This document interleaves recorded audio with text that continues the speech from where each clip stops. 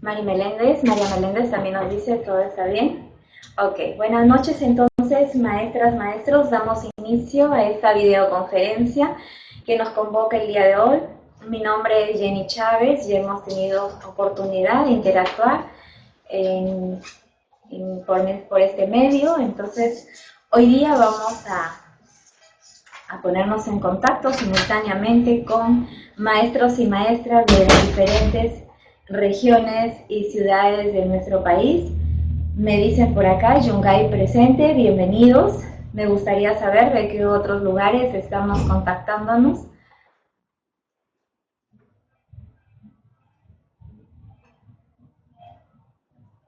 Ok, Jorge, María, Verónica, no sé de qué región, de qué ciudad nos estamos encontrando.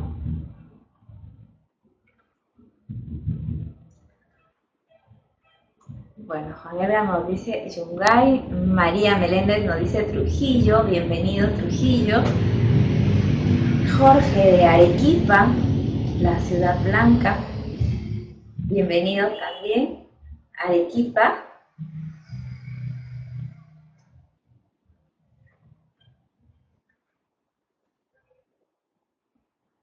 Muy bien. Bueno, esta es una de las bondades que tiene este medio de poder interactuar a partir de los diferentes contextos en los que nos encontramos con similares propósitos, con temáticas comunes y que nos reúnen pues en aras a poder de pronto disertar sobre algunas ideas sobre las cuales manejamos, sobre las cuales estamos permanentemente cambiando quizá algunas ideas, intercambiando otras, validando algunas propuestas. Y entonces en ese sentido es interesante debatir con colegas que estamos de pronto en la misma misión, en lo mismo que hacer.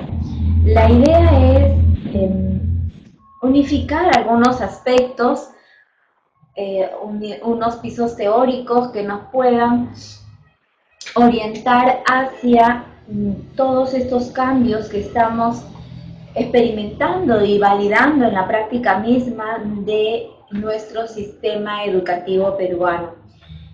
Y precisamente el ejercicio de nuestra carrera y de nuestra práctica pedagógica es la que de pronto demanda cada vez más ciertas exigencias de formación, tanto en nosotros como maestros, como maestras, y que demanda pues cubrir con las expectativas que la sociedad tiene puestas en la escuela para la formación integral de nuestras y nuestros estudiantes.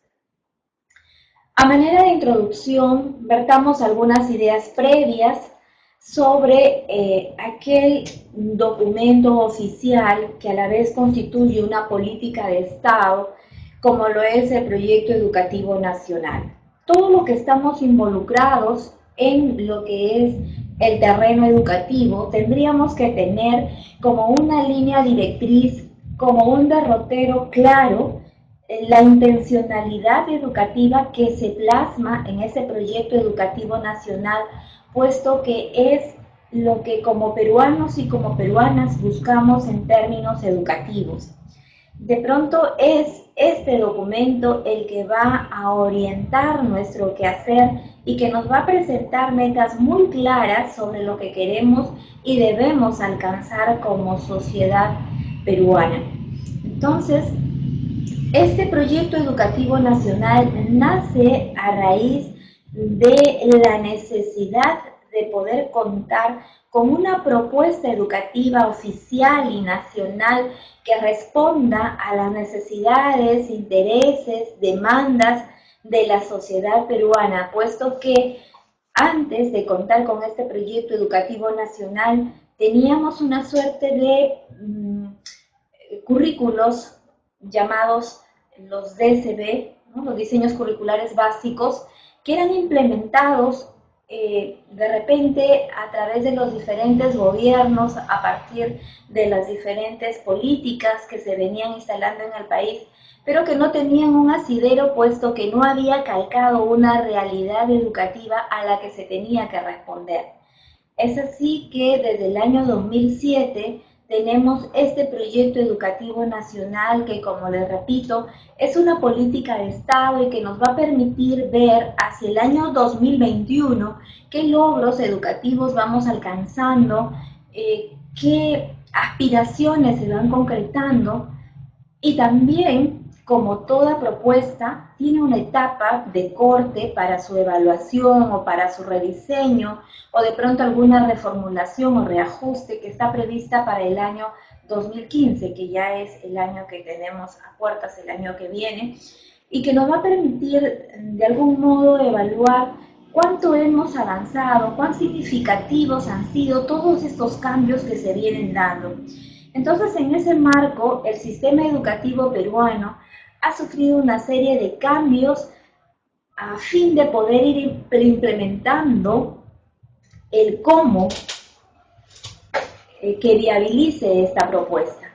Entonces, ese es el tema que vamos a trabajar el día de hoy, referente a lo que es el sistema curricular, el sistema educativo peruano.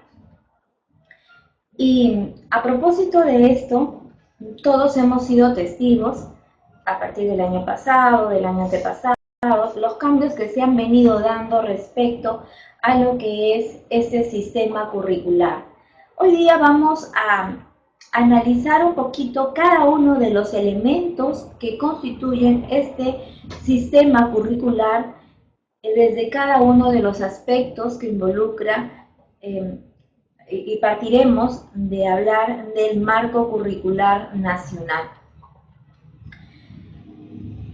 La propuesta oficial que sigue siendo y que sigue vigente oficialmente es el diseño curricular nacional, llamado DCN. Sin embargo, cuando se analiza esta propuesta oficial, se cae en la cuenta de que hay algunos aspectos que deberían ser mejorados. Aspectos como la densidad, por ejemplo, que convoca este documento en términos de capacidades, de conocimientos, de aptitudes para cada una de las áreas. Otro aspecto que también demanda hacer un reajuste más preciso es la secuencialidad y el progreso de los aprendizajes que se van desarrollando con los estudiantes. Entonces, estos aspectos se tratan de subsanar con el nuevo documento que aún está en construcción, está en su tercera versión, como es el Marco Curricular Nacional, que, repito, a la fecha no descarta el diseño curricular nacional, sino antes bien trata de subsanar algunos aspectos que en el DCN no estaban muy precisos y que de algún modo impedía pues que se garantizara la mayor eficiencia y eficacia en los procesos de enseñanza-aprendizaje. De modo que el marco curricular entonces se convierte en un documento político, social, técnico, que define los aprendizajes fundamentales que todos y todas los estudiantes peruanos tienen derecho a lograr a lo largo de la experiencia de la escolaridad. ¿Por qué hablamos de que es un documento político? Porque es un documento técnico, porque es un documento participativo. El marco curricular nacional se da a partir de la construcción de consensos con los diferentes actores y sectores del país, puesto que, como les repito, está implementado en virtud de los objetivos y políticas del proyecto educativo nacional. Es un documento técnico, puesto que tiene la mirada del experto, del pedagogo, del que ejerce profesionalmente la carrera y que sabe con qué elementos a favor o en contra cuenta para poder implementar lo que aquí se propone. Es también participativo, pues involucra a todos los diferentes actores de las regiones, de la sociedad civil y del Estado. En tal sentido, ha sido puesto en consulta y en la actualidad, como les repito, está en la tercera versión. Aún se vienen afinando algunos elementos de este marco curricular, porque es este el que va a quedar como un instrumento vertebrador de todo el sistema curricular, que desde una perspectiva intercultural, inclusiva, integradora, orienta la formulación de los currículos regionales. Cuando hablamos de que el marco curricular es el instrumento vertebrador, nos referimos a que condensa aquellos aprendizajes fundamentales que son aquellos que tienen que lograr todos y todas los estudiantes del país. Es decir, traducen esa intencionalidad educativa de educar en el Perú para desarrollarse con éxito en este contexto, guiándonos, sustentándonos en ese enfoque de competencias que también ya vienen desde la propuesta oficial del diseño curricular nacional. Entonces, lo que se intenta plasmar en este marco curricular es direccionar el logro de estos 8 aprendizajes fundamentales que deben ser alcanzados y logrados por nuestros estudiantes a nivel nacional. Y en ese sentido va a necesitar de otros aspectos que permitan implementar y viabilizar el desarrollo de estas competencias. Vamos a profundizar un poquito en lo que se refiere a los aprendizajes fundamentales. ¿Qué entendemos por estos aprendizajes fundamentales?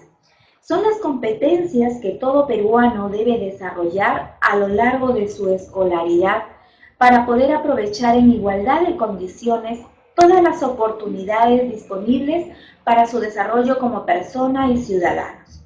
Aquí me remito nuevamente a lo que es el Proyecto Educativo Nacional y los objetivos que tienen muy bien definidos y que, como les decía hace un momento, deben ser el derrotero de todo accionar pedagógico en escuela. Uno de ellos, y el que fundamenta la razón de ser de estos aprendizajes, viene a ser lograr aprendizajes de calidad. Es uno de los objetivos del Proyecto Educativo Nacional. Lograr aprendizajes de calidad en todos los niveles de la educación básica regular, lograr aprendizajes con equidad, es decir, tener y dar a todos la misma oportunidad de aprender, facilitando los medios, los recursos para que puedan tener el acceso a lo indispensable para su aprendizaje. Entonces, son aprendizajes para la vida. Amplían las posibilidades para la realización personal, para ejercer la ciudadanía, incorporarse a la vida social, económica y productiva, enfrentar los cambios de la sociedad y el conocimiento y emprender de manera permanente.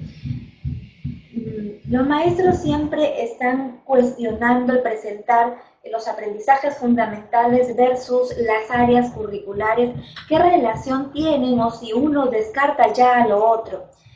Recordemos que los aprendizajes fundamentales son el propósito y las áreas curriculares van a organizar los medios para que esos aprendizajes fundamentales se puedan alcanzar, se puedan optimizar y tengan la trascendencia que se requiere. No solamente alcanzar los propósitos previstos que se tiene para cada una de las áreas, según los planes de estudio estipulados en el diseño curricular nacional o ahora en la tercera versión del marco curricular nacional, sino garantizar que estos aprendizajes sean útiles para la vida de los estudiantes y podamos garantizar que se desarrollen con éxito en la sociedad, en el contexto en el que ellos interactúen.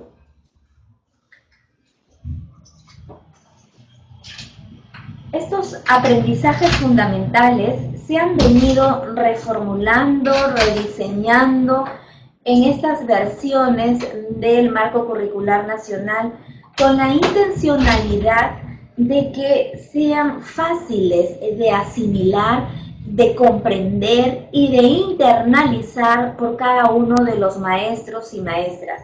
Siguen siendo 8 aprendizajes fundamentales. Y de pronto escuchaba comentar a algunos maestros, pero en la versión 1 del marco curricular están redactados de una manera, en la versión 2 están redactados de otra manera, ahora tenemos la versión 3 y siguen siendo cambiados. Entonces, ¿hacia dónde vamos y con qué nos vamos a quedar? Lo importante es reconocer que la esencia de estos 8 aprendizajes fundamentales no cambia.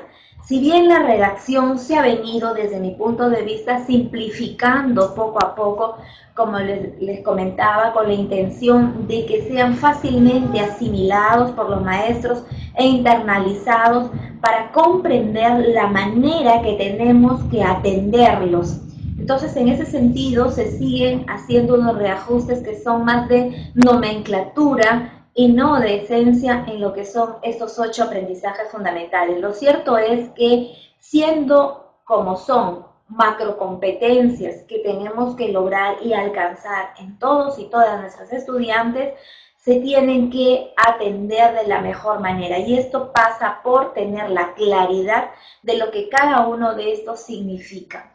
Entonces, los invito a que hagamos una revisión de lo que está considerado en el marco curricular nacional en esta tercera versión, que nos presenta de una manera más precisa tanto la redacción de estos 8 aprendizajes fundamentales como las competencias y las capacidades que implican cada uno de ellos para poderlos atender. Entonces, como siempre les digo, aquello que entendemos somos capaces de atender y viabilizar, pero de pronto si es que no los entendemos, si es que no comprendemos la intencionalidad, así podamos tener toda la ciencia y experiencia, no lo vamos a atender de la manera más idónea. Me pregunta Juan Edgar, ¿habrá una cuarta versión?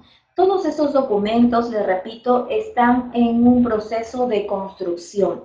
Hablamos de rutas de aprendizaje, que también vamos a ver más adelante, como un aspecto metodológico que complementa el sistema curricular actual, y también son documentos que están en permanente renovación, reajuste y construcción, de modo que hasta que no tengamos las versiones oficiales, Ministerio de Educación avisora tenerlos a finales de este año y poderlos implementar desde la planificación, ejecución y evaluación de lo que es el año 2015. Esperemos que con los aportes que se están haciendo, con esta característica de ser consultivos y participativos, puedan ir quedando ya definidos. Pero de hecho sí vamos a tener las versiones oficiales, que aún no las tenemos, y que van a ir definiendo cada uno de estos elementos que conforman el sistema curricular nacional.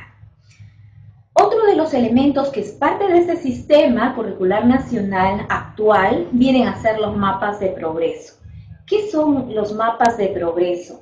De pronto, cuando dialogamos con algunos maestros, hay todavía cierta confusión por la forma en cómo han sido presentados estándares de aprendizaje, mapas de progreso, rutas de aprendizaje y luego el marco curricular.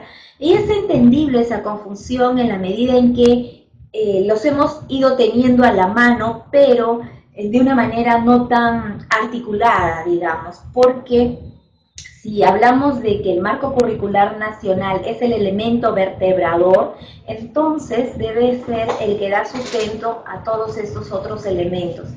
Y la manera como han ido apareciendo, pues ciertamente se comprende esos niveles de confusión. Pablo Pineda me dice, ¿hasta cuándo estarán en evaluación y experimento? Bueno, Pablo, en cuanto al proceso de evaluación, les vuelvo a repetir, son documentos en construcción, pero la mirada del Ministerio de Educación de pronto es que se comiencen a construir desde la práctica misma de los maestros. Y en ese sentido a mí me parece interesante porque nadie mejor que los maestros responsables de conducir estos procesos en las aulas son los que van a validar con una mirada más cercana si la funcionalidad de todos estos elementos que de pronto se nos vienen implementando en el sistema curricular. Entonces, en ese sentido me parece bastante significativo que se tome como un elemento importante el análisis y la reflexión desde la práctica misma de los maestros. Pero sí hay la preocupación de que esto aún no esté del todo consolidado y entonces tenemos que ir poco a poco implementando métodos como son rutas de aprendizaje, poco a poco internalizando hacia dónde queremos llegar, como es lo que nos plantean mapas de progreso o estándares. Entonces, en ese sentido, yo creo que tenemos que ir haciendo el esfuerzo por comprender la lógica, cómo se articulan todos estos elementos, de modo que los reajustes, modificaciones, que son, como les repito, en forma más que en esencia, pues no alteren la planificación y la organización que nosotros demos a estos elementos para nuestra práctica pedagógica. En cuanto a los mapas de progreso, decíamos, son instrumentos que definen los estándares de aprendizaje fundamentales. Su existencia permite tener claridad y secuencialidad en cuanto a las demandas de aprendizaje que tiene el currículo. Constituyen referentes para la evaluación de las competencias, tanto a nivel externo, evaluaciones nacionales de carácter censal o muestral, como a nivel de aula. Es decir, tenemos claros hacia dónde queremos llegar, cuál es el propósito que queremos alcanzar, qué vienen a ser los estándares de aprendizaje, como metas comunes que van a unificar los logros, los desempeños que queremos conseguir en nuestros estudiantes. Y a todo ese conjunto de estándares que nos van a dar que nos van a permitir observar esa secuencialidad, esa gradualidad en los aprendizajes, cosa que no se observaba en el DCN, los llamamos ahora los mapas de progreso. Asimismo, definen metas comunes de aprendizaje para todos los estudiantes que pueden y deben alcanzar al final de cada ciclo de la educación básica, en tanto son plenamente evaluables. Esta es una característica de los estándares de aprendizaje que se presentan como indicadores medibles, observables y que podemos ir acompañando en los procesos para poder observar su logro progresivo. Describen la progresión de cada aprendizaje fundamental de sus diversas competencias a lo largo de la escolaridad. Entonces, hablamos de lo importante que es contar con metas comunes de aprendizaje. Es una crítica que se hizo en algún momento al diseño curricular nacional en el sentido de que presentaba, por un lado, un panel de lo que serían las capacidades esperadas o las llamadas capacidades específicas, y por otro lado teníamos el panel de conocimientos. Entonces los maestros teníamos que ir asociando capacidades con aquellos conocimientos que permitían atender esas capacidades, y entonces redactábamos lo que llamamos el aprendizaje esperado. De ese modo, y a criterio de cada docente, con buen juicio y dominio de su especialidad, nos permitía observar esa gradualidad, esa secuencialidad al término de cada ciclo, aun cuando el DCN pues ya está estructurado en base a esos 7 ciclos que presenta la EBR. En cambio ahora, con los mapas de progreso, podemos tener esa observación de las metas comunes de aprendizaje que están establecidos en niveles en los mapas de progreso y que tienen relación directa con los ciclos en los que está organizado nuestro sistema en educación básica regular. Entonces, la función que cumplen los mapas de progreso en ese sentido es organizar y definir estas metas comunes de aprendizaje y permitirnos a la vez esa observación, esa evaluación progresiva de los logros que se van haciendo ciclo a ciclo. Esa es la razón de poder contar con estos mapas de progreso.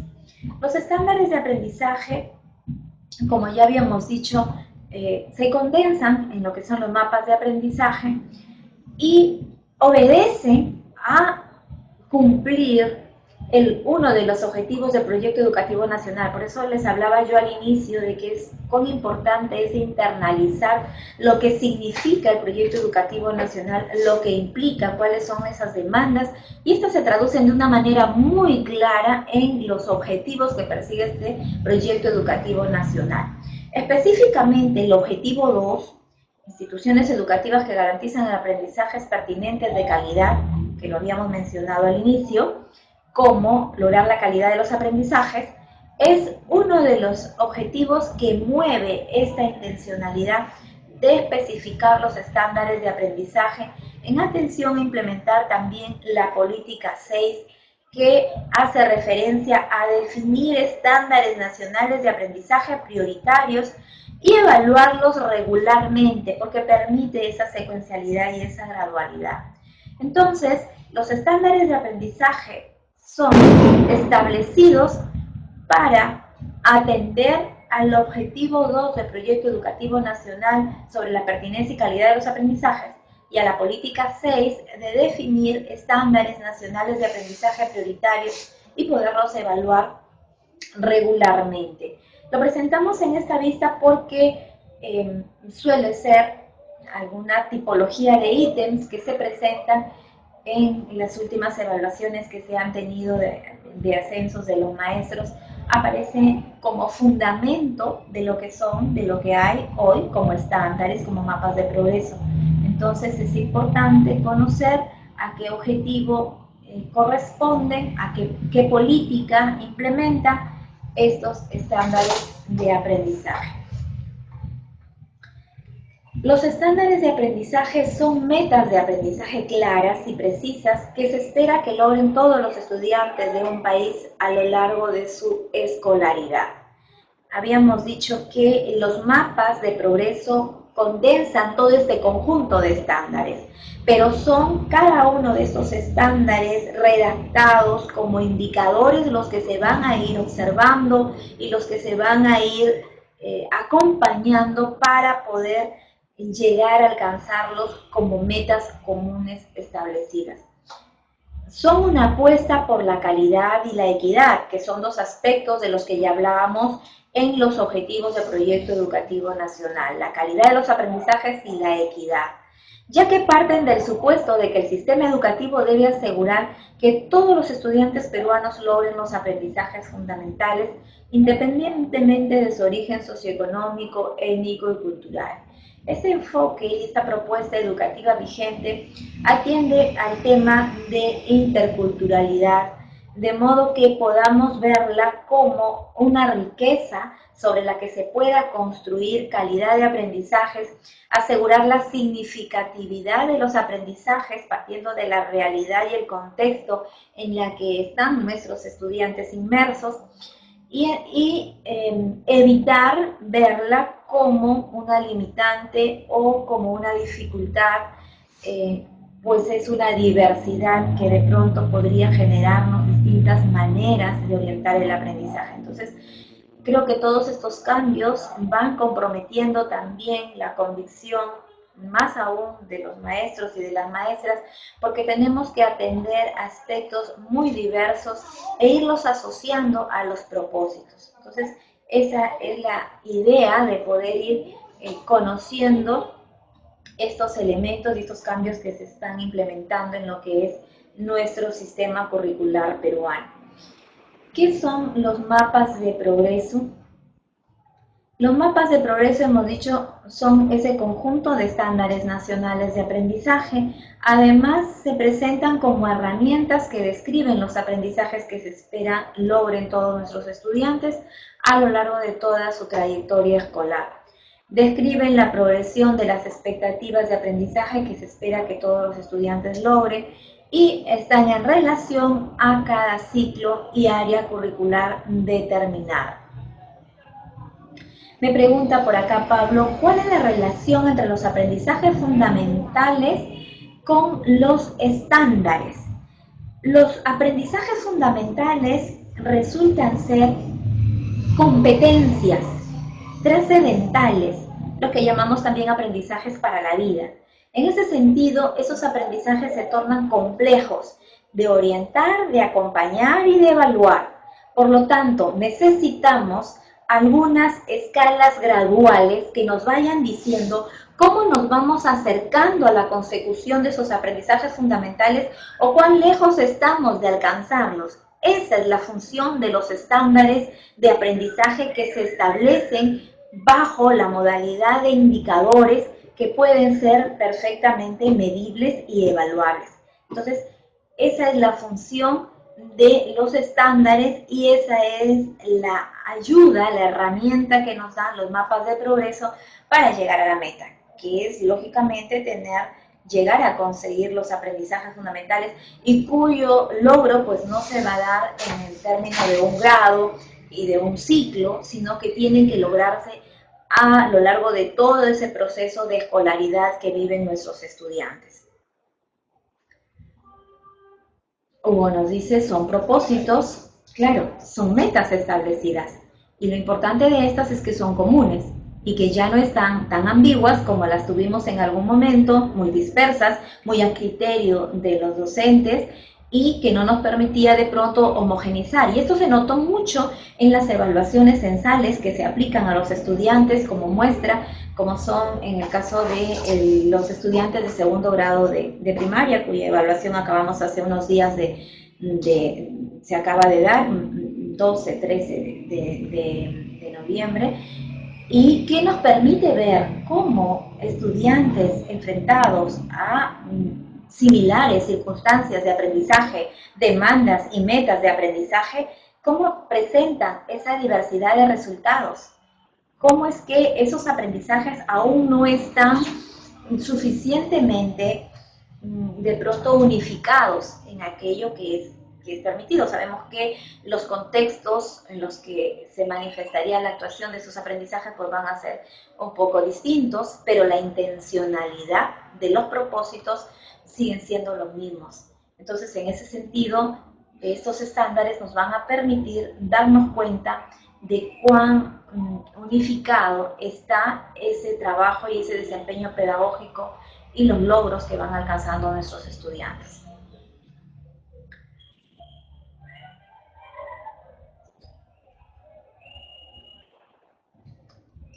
Los mapas de progreso del aprendizaje muestran el crecimiento progresivo por niveles de la complejidad de los aprendizajes esenciales que los estudiantes deben lograr. Es importante también reflexionar sobre este término de complejidad. Cuando hablamos de complejidad, las teorías del pensamiento complejo, relacionándolas un poco al tema, no nos explican la complejidad como sinónimo de dificultad, de tornar algo tan difícil o de pronto hasta inaccesible, sino más bien aquella diversidad de conexiones que presenta lo complejo y que permite esa significatividad. Entonces, no se interrumpe, no se descarta ese tratamiento de área curricular que permite precisamente esa interconexión de aprendizajes, de métodos, de formas, de estrategias, sino que más bien se va asegurando y fijando en aras de alcanzar este progresivo desarrollo de aprendizaje. Se basan en un enfoque de competencias y están asociados a los ciclos y áreas curriculares de la educación básica curricular. Me adelanto un poquito, vamos a verlo más adelante en las vistas, el manejo que tenemos del término de competencias, pero la competencia en cuanto a ella misma, es difícil de ser observada. Lo que nos va a medir el desarrollo progresivo o no de la competencia vienen a ser los desempeños. Y los desempeños se dan, se aprecian, se observan en las actuaciones de los sujetos que aprenden.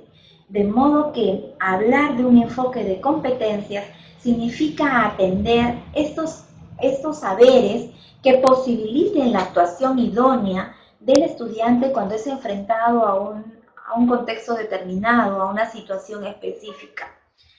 Sirven para observar el aprendizaje de los estudiantes y monitorear su mejora. Además, permiten identificar los diferentes niveles de los estudiantes. Decíamos que van en relación con los ciclos que ahí está la lista, nos trata de ilustrar un poco cómo al terminar de cada ciclo se espera haber alcanzado un nivel de los que establecen los mapas de progreso. De pronto no equivalen a lo mismo ciclo igual que nivel, sino al terminar cada ciclo está un nivel, debe estar un nivel alcanzado de estos mapas de progreso. Esa es la relación que aparece allí en esta lista y que trata de ilustrar el mapa de progreso organizado en niveles, donde cada nivel indica lo que un estudiante debe haber aprendido al finalizar un determinado ciclo de la EBR. Entonces, los niveles muestran los aprendizajes de una manera breve, empleando un lenguaje muy sencillo, de manera que pueda ser entendido, comprendido por los maestros y por lo tanto atendido también en la evaluación que nos permitiría darnos cuenta si es que estamos lográndolos o no.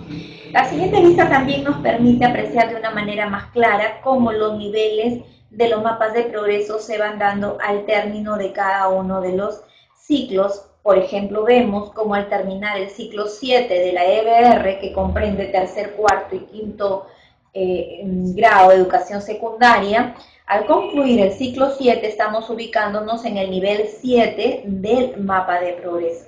Entonces, al terminar cada ciclo de la EBR, debemos haber logrado un nivel de los establecidos en el mapa de progreso. Esa es la relación. No equivalen, sino uno posibilita el logro del otro. Entonces, igual seguimos midiéndonos en términos de competencias, igual seguimos midiéndonos en términos de logros de aprendizaje.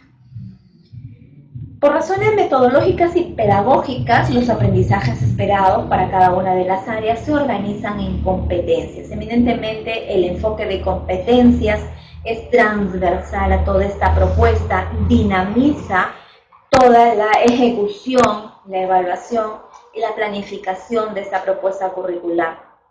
Los mapas de progreso se construyen según las competencias de cada una de las áreas, es decir, se elabora un mapa, se cuenta con un mapa de progreso para cada una de las competencias de las áreas. Aquí también quiero hacer un pequeño comentario respecto a los reajustes que se han venido haciendo en el marco curricular nacional y de pronto también en las rutas de aprendizaje. En algún momento estuvieron estructurados con el elemento de dominios.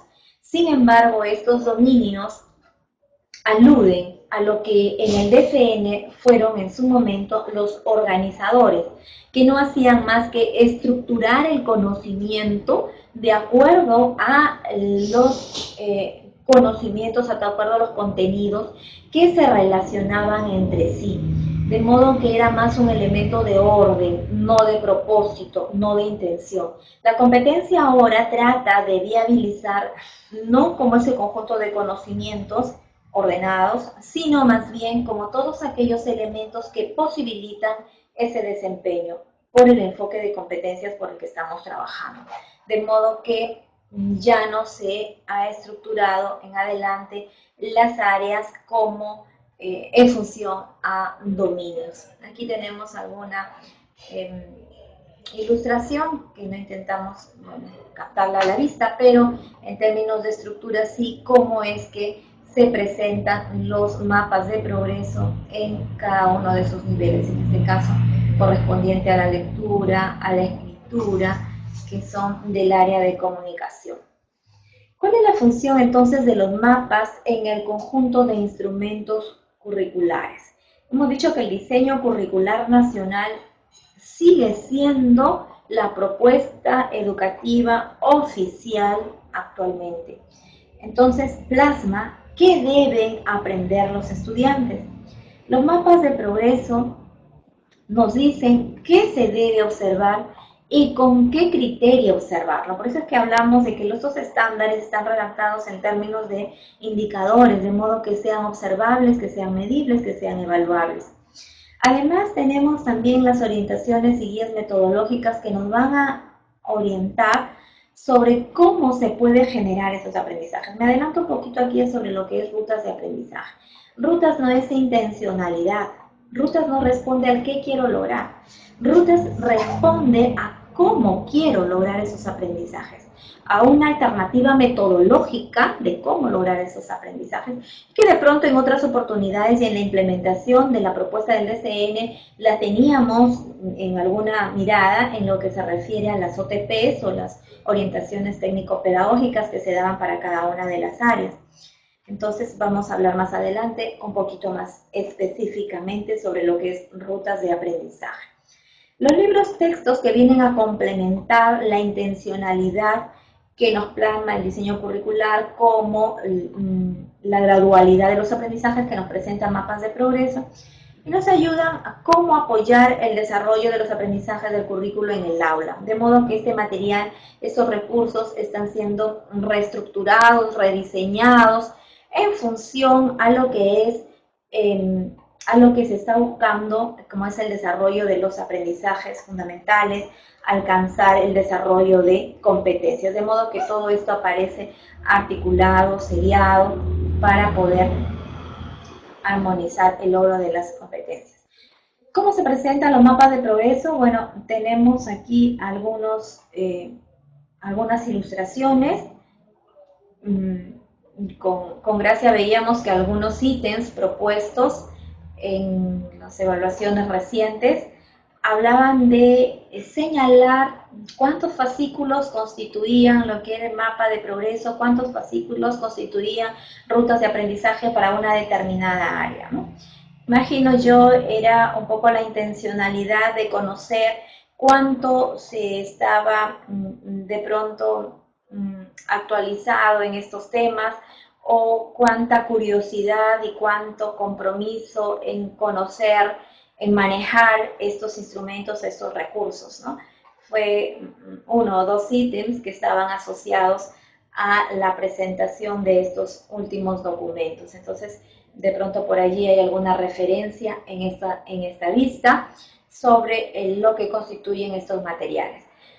Rutas de aprendizaje. Les decía hace un momento, algunos maestros también nos comentaban en alguna oportunidad, ¿y qué rutas de aprendizaje? Ahora ya no voy a planificar con DCN, ya no voy a planificar atendiendo a lo que son la intencionalidad, los logros que se tienen para cada uno de los ciclos, cómo es que aparece rutas y deja de lado todas esas cosas. Yo creo que quedemos muy en claro en esta idea que es muy importante.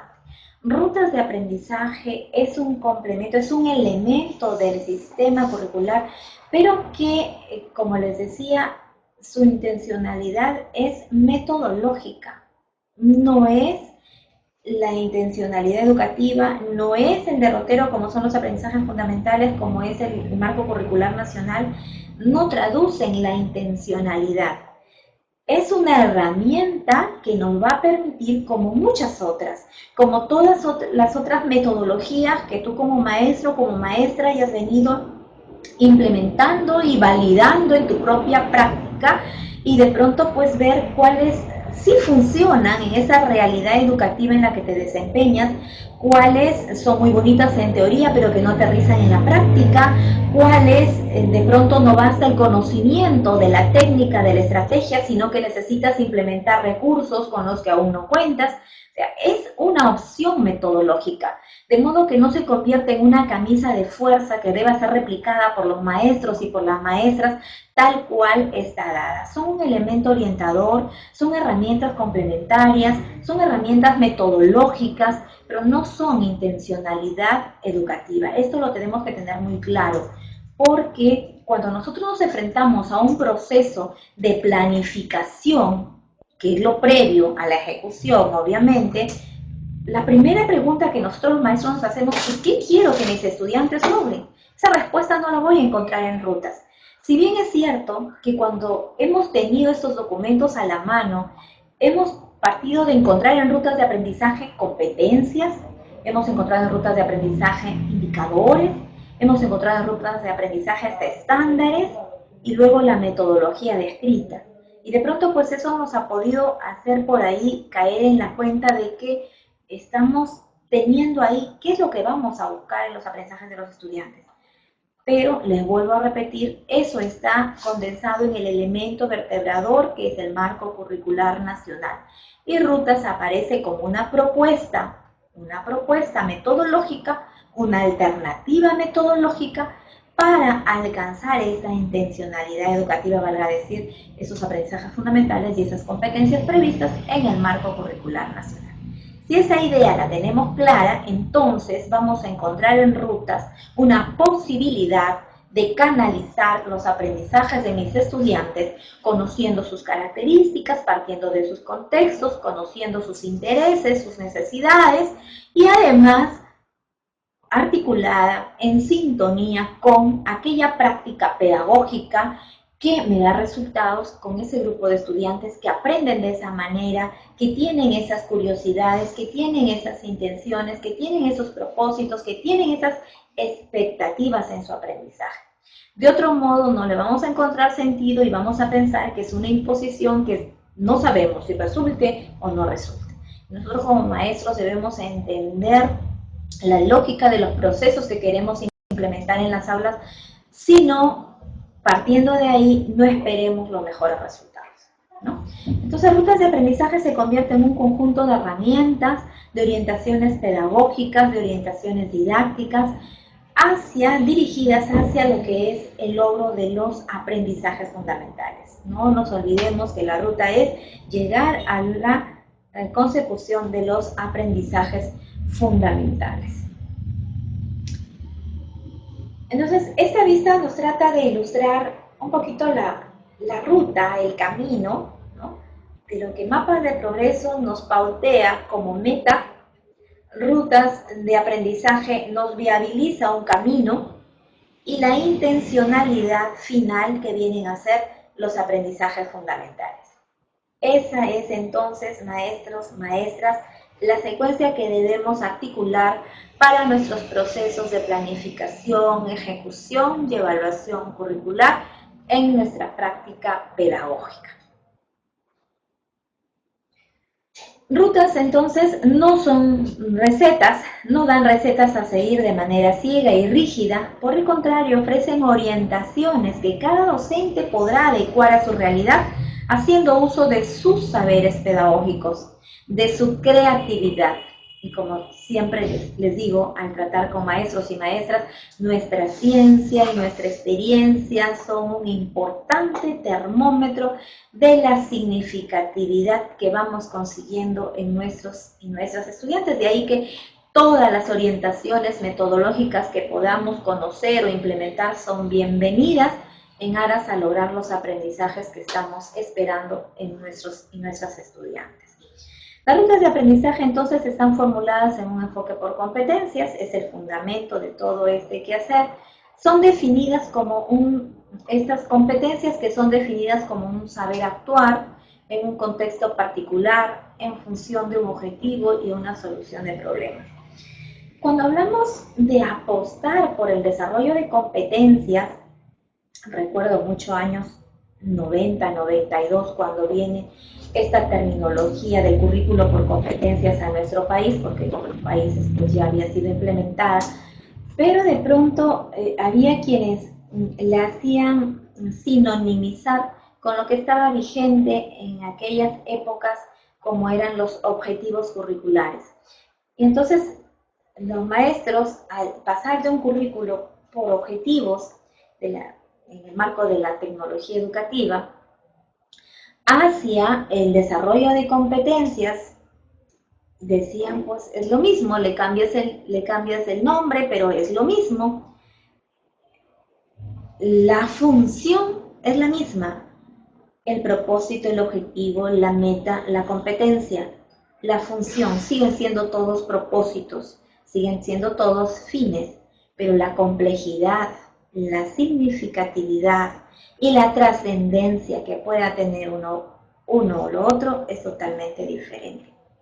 Yo puedo lograr un objetivo mediático o inmediato a cabo de un espacio de aprendizaje corto, breve, pero una competencia demanda procesos más complejos, por ende, demanda más tiempo para poder ser lograda o alcanzada. De pronto el logro de un objetivo lo puedo ver hasta en la manifestación de una conducta o de un comportamiento o de el enfrentar a una situación repetitiva de un aprendizaje mecánico, pero el desarrollo de una competencia me debe mostrar un desempeño, una actuación permanente, pertinente, cuando la persona es enfrentada a una situación de un contexto específico, es decir, movilizar no solo conocimientos, sino capacidades, habilidades, actitudes, saberes previos, afectos, emociones, sentimientos que puedan llevar a un mejor desempeño. De eso estamos hablando cuando hablamos de competencia. Entonces, el asunto no es sencillo ni tampoco es a corto plazo. Significa el que nuestro estudiante tenga a la mano todos esos elementos que moviliza al manifestar una competencia, significa pues un proceso secuencial, un proceso progresivo un proceso que amerita ser acompañado, guiado, orientado permanentemente para apostar por aquel desempeño esperado.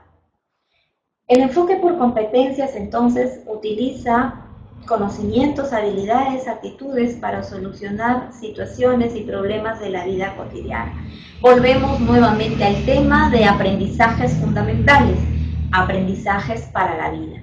Entonces, cuando hablamos de desarrollar competencias en nuestros estudiantes, no estamos hablando de movilizar solo conocimientos, los pertinentes al área, los que tienen que ver con el campo de acción de determinada área, o a la naturaleza de una de las áreas, sino a esa integridad de recursos que le va a permitir enfrentarse con éxito a una situación problemática específica.